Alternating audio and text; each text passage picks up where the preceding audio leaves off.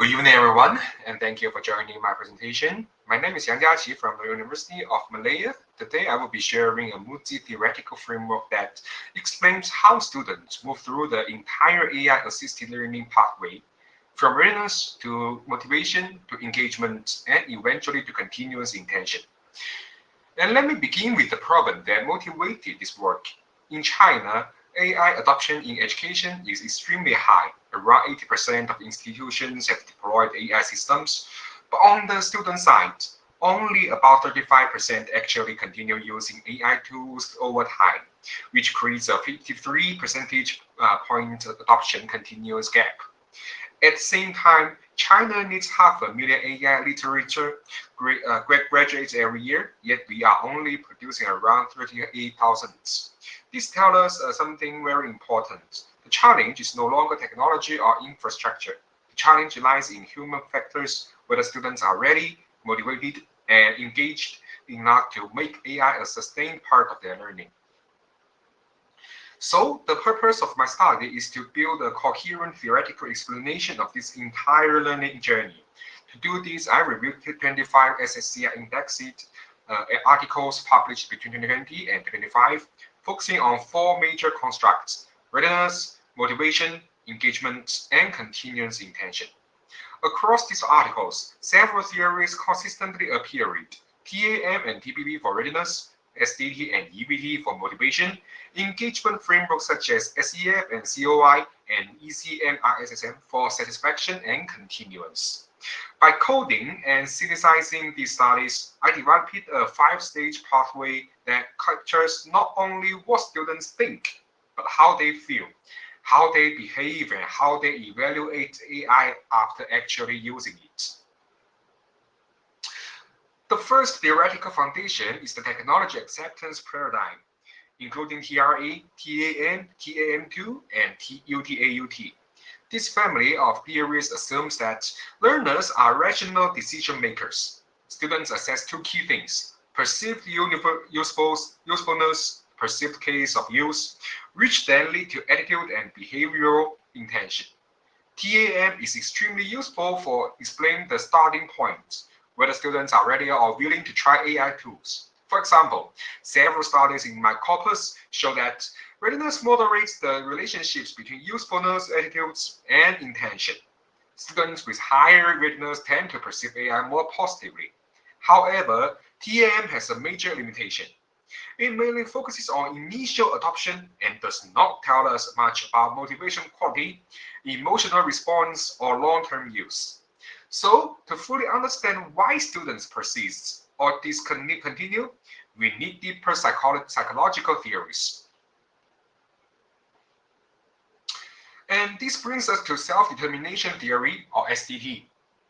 SDT argues that human motivation depends on satisfying three psychological needs: autonomy, do I feel in control of my learning? Competence, do I feel capable when interacting with AI tools? Relatedness, do I still feel socially connected in digital spaces? Many AI learning environments unintentionally weaken relatedness because students often study along with intelligent tutoring systems. But some AI platforms improve competence through real-time feedback and adaptive tasks. What SDT contributes is the idea that not all motivation is equal. Students might use AI because they are forced to, or because they genuinely want to improve. Only the second type leads to deep and sustained engagement. This helps us explain why readiness alone is not enough. Students must psychologically want to use AI. To complement SDT, I also integrate expectancy value theory, or EVT. EVT says that students make decisions based on expectancy. Can I succeed at this? Value, is this worthwhile? Costs, how much time, effort, or stress will this require? This theory is extremely relevant in the Chinese context. Even if students find AI useful, the costs such as cognitive overload, time pressure, or fear of making mistakes can stop them from using AI consistently. Several of the 25 studies show that perceived cost is a strong negative predictor of of AI adoption and continuance, sometimes even stronger than usefulness. So we now have a clearer picture. TAM explains readiness, STD and EBT explain motivation, and both are needed before students can truly engage. But the story doesn't end with engagement. Students also evaluate AI tools after using them, and this evaluation strongly influences whether they continue. This is where ECM and ISSM come in. These models show that continuous intention depends on system quality, information quality, service quality, confirmation of expectations, and satisfaction. For example, even if students start with high motivation, poor AI feedback accuracy or unstable platforms can reduce satisfaction and cause discontinuance. So post-adoption theories fill the final gap in the pathway, the evaluative stage that leads to long-term commitment. AI learning does not happen in isolation. Using policy transfer theory, I examined how global AI strategies are translated into China's national ecosystem. China adopts international trends, but reinterprets them through national plans, such as the 2017 AI Development Plan, Informatization Generation 2, and the Smart Education Platform. This process shapes students' experience of AI, whether they feel empowered, pressured, or simply following institutional mandates. This macro-meso-micro linkage is important because learner behavior is always situated within broader policy environments. To keep the framework philosophically coherent, I linked each theory to its epistemological tradition. First one is the positivism, underpins TAM, ECM, and EBT. This theory looked for causal, measurable patterns. And the second one is the positivism, underlines COI and CBT, recognizing that learning is probabilistic and context dependent. Third one is the humanism, connects to SDT and personalized learning, focusing on autonomy and meaning making. Integrating these traditions help avoid reductionism and allows the framework to reflect the full complexity of AI learning. To build this framework, I used a hybrid coding approach.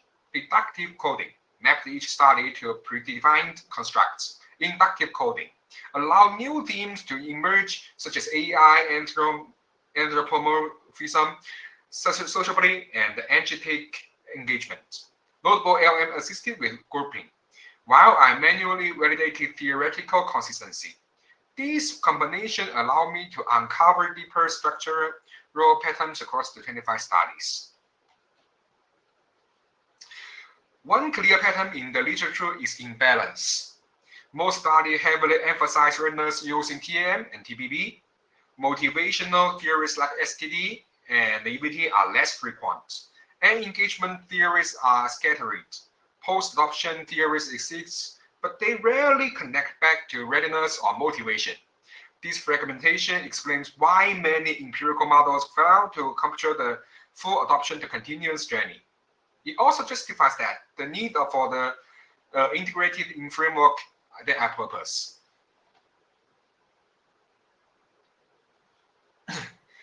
And here's the complete pathway. Readiness influence how students initially interpret AI tools. Motivation, explained through SDT and EVT, determines whether readiness turns into genuine willingness to learn. Engagement represents actual behavioral, emotional, cognitive, and agentic participation. And satisfaction, shaped by system quality and confirmation, determines whether engagement feels rewarding. All this stage lead to continuous intention, which is the critical outcome missing in many models. This framework connects cognitive, motivational, behavioral, and the evaluative mechanism in a single flow. Based on this model, I proposed 5 hypotheses. The first one is readiness positively predicts expectancy, value beliefs. Second one is motivation predicts multi-dimensional engagement. Third one is engagement predicts satisfaction, And the fourth one is satisfaction, predicts continuous intention. The fifth one is readiness, moderates the usefulness, altitudes pathway. Together, these hypotheses form a clear and testable model suitable for SEM analysis. And to conclude, this framework makes 4 contributions. First one, it integrates multiple theories into a single coherent explanation of AI learning pathways. Second one is it explains the adoption continuous gap through missing motivational and evaluative mechanisms. Third one is it aligns theoretical constructs with philosophical traditions.